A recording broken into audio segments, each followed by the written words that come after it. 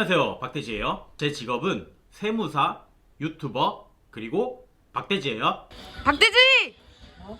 자, 드디어 1, 2, 3부의 3부 마지막까지 왔네요. 이게 3부 정도로 제작되는 거 연달아 찍다 보면은 한 두세 시간을 혼자 카메라 앞에서 떠들어야 되기 때문에 하루에 이거를 다 찍기는 굉장히 힘듭니다. 어쨌든 지금 다음날이 됐다는 뜻이에요. 자, 오늘도 들어가기 전에 좋아요와 구독 꼭 부탁드리겠습니다. 자, 우리가 3부까지 왔잖아요, 지금. 그래서 1, 2부에 대한 정리를 좀 해보자면 1부에서 우선 업무용 승용차가 뭔지를 좀 알아보았고 2부에서 업무용 승용차 관련 비용 규정에 대한 세법상 이슈에 대해서 한번 알아보았어요. 자, 마지막 3부에서는 이에 더하여 차량 구입 시 일시불, 할부, 리스, 렌트의 각 방법 중에 어떤 방법이 가장 유리한 것인지, 가장 현명한 것인지에 대해서 한번 알아보도록 할 거예요. 제가 뭐 차량 관련 업계 종사자는 아니지만 제가 아는 지식을 총동원해서 끌어모아서 한번 제작을 한번 해봤습니다. 물론 중간중간에 당연히 금융과 세법 관련된 얘기를 연계하여 소개를 해드릴 겁니다. 꼭 집중하세요. 자, 이번 영상은 참고적으로 제가 실제로 지금 구독 중인 차알못이라는 유튜브 채널의 영상에 도움을 받아서 제작을 하게 되었습니다. 자, 이 내용에 대해서 들어가기 전에 일단 대전제부터 좀 알고 계셔야 될 것 같아요. 이건 뭐 다들 아시는 국룰 같은 거지만 일시불이나 할부가 리스나 렌트보다 무조건 더 차량을 싸게 사는 방법입니다. 아주 간략하게만 먼저 말씀을 드리자면 일시불이 가장 쌉니다. 그리고 할부는 할부 이자를 더 내는 정도, 그리고 리스 렌트는 이 할부 이자에 플러스 알파를 조금 더 낸다의 정도로 금액 차이를 알고 계시면 될 것 같아요.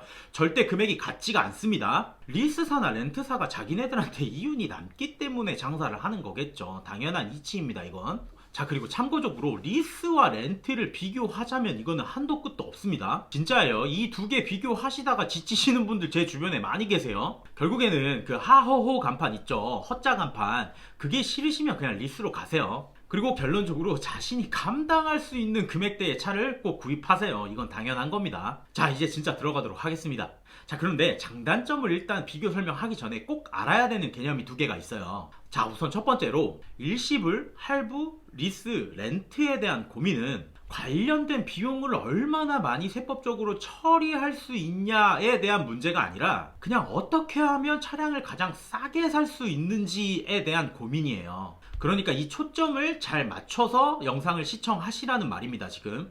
자, 그리고 두 번째로 일시불 할부 이렇게 묶고, 그리고 리스 렌트를 이렇게 묶어보자면 일시불 할부는 차량이 내 소유가 되는 겁니다. 리스 렌트는 참고적으로 여기서 리스는 운용 리스를 의미해요. 금융 리스를 얘기하는 게 아닙니다. 어쨌든 리스 렌트 같은 경우에는 그 정해둔 기간이 있죠. 리스 기간이라 렌트 기간, 그 동안에는 차량이 내 소유가 아니고 리스사나 렌트사 소유가 되겠죠. 이건 기본적인 사항이에요. 알고 계실 거라고 생각이 됩니다. 그런데 이 부분, 차량이 내 소유인지 또는 리스나 렌트사 소유인지에 대한 부분이 앞으로 말씀드릴 장단점에서 굉장히 중요한 요소로 작용을 합니다. 한번 들어보세요. 자, 각 방법에 대한 장단점이 서로 크로스 체크가 되니까 이 점 유의하시면서 영상 시청하시면 되겠습니다. 자, 일시불 취득부터 가도록 하겠습니다. 자, 일시불 취득의 장점 첫 번째, 차량이 내 소유라는 점입니다. 차량이 내 소유면 좋아요. 뭐 저처럼 차량에다가 막 스티커 덕지덕지 붙이고 다녀도 원상복구할 의무가 없죠. 내가 뭐 또 중고차를 또 팔 때는 또 다른 얘기가 되겠지만. 자, 일시불 취득의 장점 두 번째, 대출받는 금액이 없기 때문에 대출 이자를 낼 필요가 없죠. 간단합니다. 자, 일시불 취득의 장점 세 번째, 두 번째와 연계하여서 대출받은 금액이 없기 때문에 내가 추가적으로 개인 대출을 받을 때 어떠한 영향이 없다라는 겁니다. 자, 이거는 좀 설명이 필요한 부분인데 다들 아시겠지만 차량을 할부로 구매하실 때 각 딜러사에서 제공하는 그 대출은 그 1금융권에서 악성 대출로 여겨집니다. 즉, 이 차량 관련 대출은 1금융권 대출이 아니라 2금융권 대출로 여겨진다라는 거예요. 그래서 내가 지금 자동차 대출이 있고 저도 물론 BMW 파이낸싱 대출을 이용 중인데 추가로 내가 대출이 필요해서 1금융권 가서 대출 상담을 하게 되면 1금융권이 산정한 신용평가 점수에 내 차량 대출이 좋지 않게 영향을 준답니다. 이 대출 금액, 차량 대출 금액은 당연히 총 대출 금액 한도에도 영향을 주겠죠. 이거는 실제로 은행 다니는 제 친구가 말해준 내용이고 다들 아실 거라고 생각이 듭니다. 어쨌든 일시불이면 이러한 대출 관련된 고민들 싹 할 필요가 없다. 간단하죠? 자, 바로 일시불의 단점 들어가도록 하겠습니다. 자, 일시불 단점 첫 번째. 내가 가진 돈이 지금 그만큼 없다. 이걸 아시겠죠, 다들? 이게 가장 큰 문제여서 지금 일시불을 못하는 거죠. 자, 일시불 취득의 단점 두 번째. 앞서 말씀드렸지만 일시불 취득을 하면 차량의 소유자가 나이기 때문에 내가 만약 지금 지역가입자로서 건강보험료를 납부하고 있다면 건강보험료가 상승할 수 있습니다. 이건 무슨 말이냐면 대부분 아실 수도 있을 텐데 건강보험공단은 건강보험 부과 자격을 두 개로 나눕니다. 그중 하나가 지역가입자고 다른 하나가 직장가입자예요. 보통 근로자와 종업원을 둔 사업장의 대표님들이 직장가입자에 해당하고 그 외에는 지역가입자로서 건강보험료를 납부하신다라고 생각하시면 돼요. 그런데 직장가입자는 자신들의 월 소득 대비하여 건강보험료를 산출하는데 반대로 지역가입자는 소득 플러스 재산까지 합한 금액으로 건강보험료를 산출하게 돼 있습니다. 그래서 만약에 지금 자신이 지역가입자인데 내가 버는 월 소득은 동일한 상태에서 어느 날 건강보험료가 많이 나왔다면 그거는 재산이 내가 가진 재산이 증가해서 그런 거예요. 자동차처럼 금액이 큰 재산이 나의 소유가 되면 당연히 건강보험료는 상승할 수밖에 없습니다. 자, 일시불 취득의 단점 세 번째. 자, 이건 수입차에만 해당되는 내용이긴 한데요. 수입차의 경우에 최초의 차량 대금에서 프로모션이라는 명목으로 차량 금액을 할인해 주는 게 관행이에요. 보통 BMW나 아우디가 이 프로모션 정책을 잘 활용을 하죠. 그런데 일시불로 차량을 취득하는 경우에는 이 프로모션 해주는 금액, 즉 할인해주는 금액이 굉장히 낮아집니다. 굉장히 짜져요. 왜냐하면 이 친구들도 BMW나 아우디도 할부이자로 이윤을 많이 남겨먹기 때문이죠. 그런데 할부를 이용하지 않고 일시불로 차량을 취득한다? 당연히 그 딜러사 입장에서는 할인해주는 금액을 낮출 수밖에 없는 겁니다. 이 프로모션 금액이 많게는 제 주변에 200만원까지 차이 나는 분도 봤어요, 저는. 그래서 이 부분도 단점으로 한번 꼽아봤습니다. 자, 할부 취득으로 넘어가 보도록 하겠습니다. 자, 차량 할부 취득의 장점 첫 번째, 차량이 내 소유죠. 일시불과 같죠. 이건 아까 앞서서 설명드린 내용과 같습니다. 자, 할부 취득의 장점 두 번째, 일시납하지 않은 내 자금을 다른 곳에 또 다른 투자처에 융통이 가능하겠죠. 그래서 제 주변의 지인들을 보면 일시납할 수 있는 능력이 되시는 분들도 굳이 일시납하지 않고 차량가액의 절반 정도만 선납을 하시고 나머지는 할부를 이용을 하세요. 저 같은 경우만 봐도 지금 차량 대금의 절반만 선납을 하고 나머지는 금융 파이낸싱을 이용하고 있어요. 그래서 할부 이용하면서 대출이자 납입을 하고 차라리 그 돈으로 부동산이나 주식 투자하시는 분들 많습니다. 제 기준에서 제가 생각하기에는 이 방법이 가장 현명한 방법인 것 같습니다. 자, 바로 할부 취득의 단점 알아보도록 하겠습니다. 자, 할부 취득의 단점 첫 번째, 대출을 받았으니까 할부 이자를 당연히 내야죠. 할부 이자는 보통 수입차 기준으로 연이율 한 7% 정도 돼요. 높습니다, 이거. 그리고 이건 다들 아시겠지만 사업자라면, 사업자 앞으로 등록된 차라면 할부이자는 비용 처리가 안 됩니다. 명시를 해놨어요. 왜냐하면 차량 할부 이자 같은 경우에는 차량의 취득 유지를 위해 들어간 비용이 아니라는 거예요. 자, 차량 할부 취득의 단점 두 번째, 앞서 말씀드렸지만 할부 대출을 받게 되면 각 딜러사의 대출 프로그램을 이용하게 되고 이 대출은 2금융권 악성대출로 보아 1금융권에서 다른 대출을 받을 때 악영향을 끼칠 수 있다고 설명을 드렸습니다. 이거는 일시불의 장점에서 설명드린 내용과 같아요. 자, 할부 취득의 단점 세 번째, 할부 취득도 일시불과 마찬가지로 차량이 내 소유로 잡히게 되면서 지역가입자로서 건강보험료를 납부하시는 분들에게는 건강보험료가 상승이 됩니다.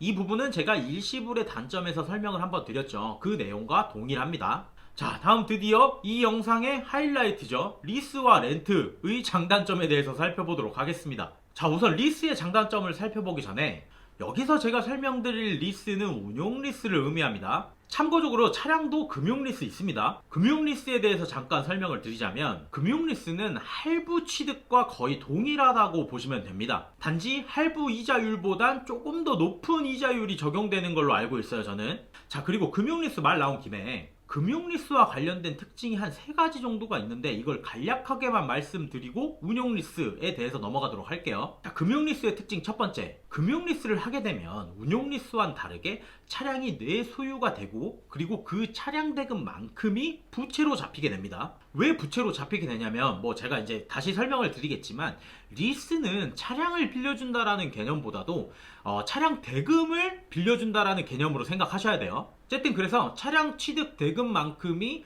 부채, 그러니까 대출로 잡히게 되기 때문에 할부 취득과 같은 이유로 추가적인 나의 대출에 영향을 주겠죠. 자, 그리고 금융리스의 특징 두 번째, 금융리스를 이용하면 비용 처리는 감가상각비와 이에 대한 이자 비용이 비용 처리가 됩니다. 아까 할부 취득에서 할부 이자가 비용 처리가 되지 않는 점과는 좀 대조적이죠. 왜냐하면 세법에서 금융리스에 대한 이자 비용은 비용 처리가 된다고 특별히 명시를 따로 해놨습니다. 그러니까 할부 이자는 비용 처리가 안 되고 금융리스 이자 비용만 비용 처리가 되는 거예요. 자, 금융리스의 특징 세 번째, 금융리스와 운용리스의 가장 큰 차이점은 금융리스를 하게 되면 차량이 리스 기간 개시일부터 내 소유가 됩니다. 이게 운용리스와 가장 큰 차이점이에요. 그래서 이 차이점에서 파생하여 금융리스와 운용리스의 가장 큰 차이점은 잔존가치를 설정하냐 마냐의 차이를 발생시키게 돼요. 그래서 잔존가치를 설정하냐 마냐의 문제는 장단점이라고 꼽을 수는 없겠지만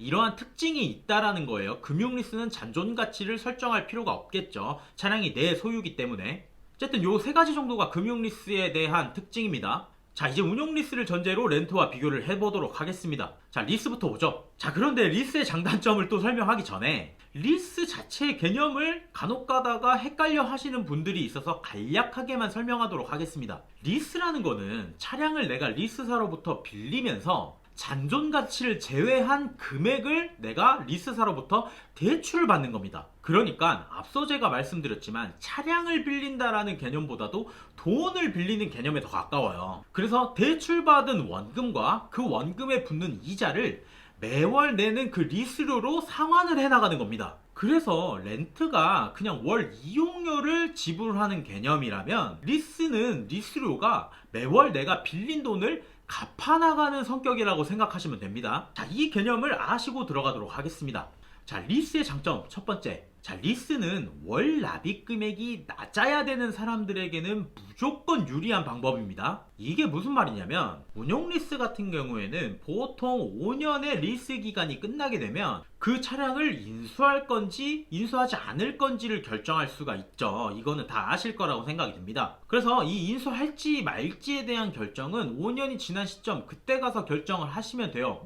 차량 정 들었으면 인수를 하겠죠. 어쨌든 그래서 리스사는 각 차종별로 5년이 지난 시점의 중고차 가격을 예상하여 그 예측치로 잔존가치를 설정을 합니다. 그래서 보통 5년의 리스 기간이 지나면 이 설정해 놓은 잔존가치만큼을 지불하고 리스사에 지불하고 인수를 할 건지 말 건지를 결정하게 된다는 거예요. 그래서 예를 들어서 구입하려는 차량의 총 차량 대금이 7천만 원이고 잔존가치를 3천만 원으로 잡아놨다라고 하면 리스 기간 5년 동안은 7천만 원에서 잔존가치를 뺀 나머지 4천만 원의 금액에 대해서만 월 납입을 진행하시면 되는 거예요. 이렇게 되면 7천만 원 전체를 놓고 할부 취득하는 것보다 잔존가치를 뺀 나머지 금액을 월 납입하기 때문에 리스가 월마다 내는 금액은 당연히 낮아지겠죠. 그래서 결론적으로 총 4천만 원을 내고 5년 동안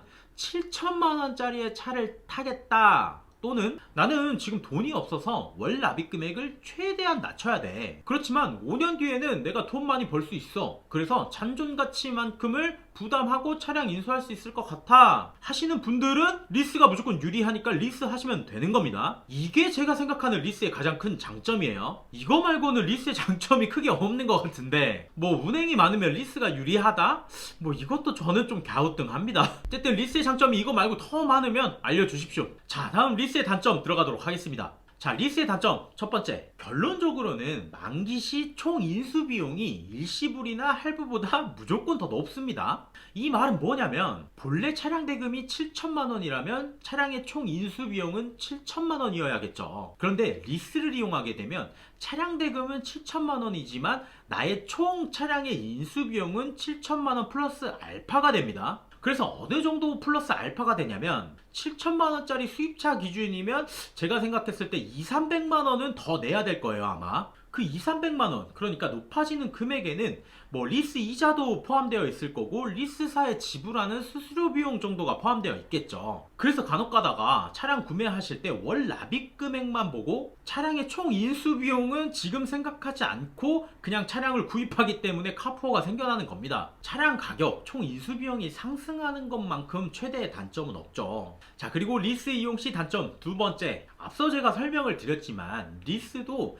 차량을 빌리는 게 아니라 금전, 그러니까 대출을 받는 거라고 말씀드렸어요. 그렇기 때문에 제가 앞서 설명드렸죠. 할부 대출을 이용하면 악성 대출로 여겨진다. 이 똑같은 상황이 리스를 이용할 때도 발생하는 겁니다. 자, 리스의 장단점 여기까지고 바로 렌트로 넘어가도록 하겠습니다. 자, 장단점 들어가기 전에 렌트의 특징은 뭐냐면 앞서 말씀드렸지만 렌트는 월 이용료, 그러니까 사용료를 지불하는 개념이고 렌트사와 어떠한 금융관계를 형성하지는 않습니다. 자, 이 월 사용료에는 자동차 값 당연히 포함되어 있겠죠. 그리고 자동차세, 자동차 보험료까지 전부를 포함하는 이용료예요, 이게. 그래서 특징적인 거는 렌트를 하게 되면 보험료와 자동차세를 내가 부담하지 않죠. 이게 특징입니다. 자, 이걸 아시고 렌트의 장점 첫 번째, 앞서 말씀드렸지만 보험료에 대한 부담이 없습니다. 이거 굉장히 큰 메리트예요. 이 말은 내가 아무리 사고를 많이 내도 최초 계약 시 렌트사와 설정한 자기 부담금만 납부를 하게 되면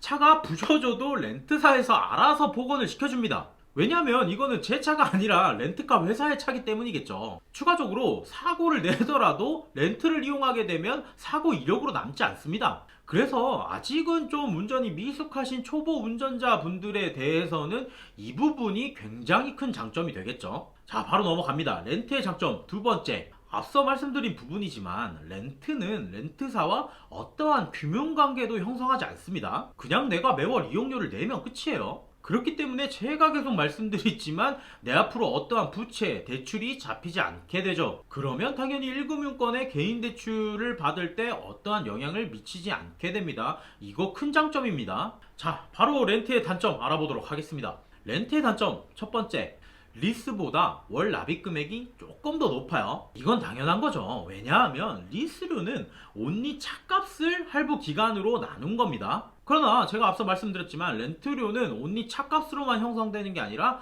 보험료, 자동차세까지 모두 다 포함된 금액을 월 납입하기 때문에 당연히 온리 차값만 내는 리스보다는 월 납입 금액이 조금 더 높겠죠. 자, 렌트의 단점 두 번째, 아까 제가 렌트의 장점 얘기하면서 사고 발생 시 보험사고 이력에 남지 않는 게 장점이라고 설명을 드렸어요. 그런데 이거는 약간 양날의 검인 게 렌트 이용 기간 동안에는 자동차 보험 경력이 인정되지 않습니다. 이거 좀 단점이죠. 이 말은 뭐냐면 내가 렌트 3년 이용하고 장기 렌트를 이제 내가 렌트 그만하고 내 차를 소유를 해서 보험 가입을 하려고 할 때 운전자 경력이 하나도 인정되지 않습니다. 그러니까 신규 가입자, 최초로 운전하시는 분들과 보험료가 똑같이 책정이 돼요. 그러면 내가 운전자 경력자임에도 불구하고 이제 막 운전면허를 따신 분들과 보험료가 똑같이 책정이 되니까 이거는 당연히 단점으로 작용할 수 있는 부분이겠죠. 자, 렌트의 단점 세 번째, 자, 다들 아시겠지만 렌트를 하게 되면 번호판이 좀 다르죠. 하허호자로. 이거를 조금 단점이라고 생각하시는 분들도 계셔서 여기서 언급만 하도록 하겠습니다. 자, 이렇게 렌트의 단점을 끝으로 각 장단점을 한번 살펴보았습니다. 어떻게 장단점을 들으시고 좀 판단이 서시나요? 아, 그리고 참고적으로 말씀드리자면 리스인지 렌트인지를 고민하실 때 수입차가 아니고 국산차를 리스인지 렌트인지를 고민하시는 것에 대해서는 크게 비교에 실익이 없다고 생각이 듭니다. 왜냐하면 리스와 렌트의 가장 큰 차이점 중에 하나가 보험료를 누가 납부하는지에 대해 있다고 했어요. 그런데 같은 중형차라고 하더라도 국산인지 수입인지에 따라서 보험료가 많게는 5, 60만원 정도가 차이가 나요. 그러면 국산차를 두고 리스인지 렌트인지를 비교를 할 때보다 수입차를 놓고 비교를 할 때 보험료 갭이 확 벌어지니까 이래야 비교의 실익이 좀 있겠죠. 그래서 결론적으로 국산차만 놓고 보자면 보험료 갭이 크게 확 차이가 나지 않기 때문에 리스나 렌트의 월 납입 금액이 확 차이가 나진 않을 거예요. 그래서 국산차를 놓고 리스 렌트를 비교하자면 크게 비교에 실익이 없다라는 점입니다. 자, 그래서 지금까지 말씀드린 내용을 제 개인적으로 좀 결론을 내보자면 당연히 일시불 취득이 차량을 가장 싸게 살 수 있는 방법이다. 그러나 대부분이 그렇지 않기 때문에 차선책으로 선납을 몇 프로 정도라도 하고 최소라도 하고 차량을 할부 취득하는 게 그 다음으로 차를 싸게 살 수 있는 방법이다. 그래서 리스와 렌트는 절대 일시불이나 할부보다 더 싸게 차량을 이용할 수는 없다. 그리고 리스와 렌트를 비교하실 때 국산차는 크게 의미가 없고 수입차를 비교하는 경우에는 비교의 실익이 있다. 비교를 하실 때는 앞서 제가 말씀드린 장단점들을 한번 다시 검토를 해보셔라 정도가 여기까지의 결론이 되겠습니다.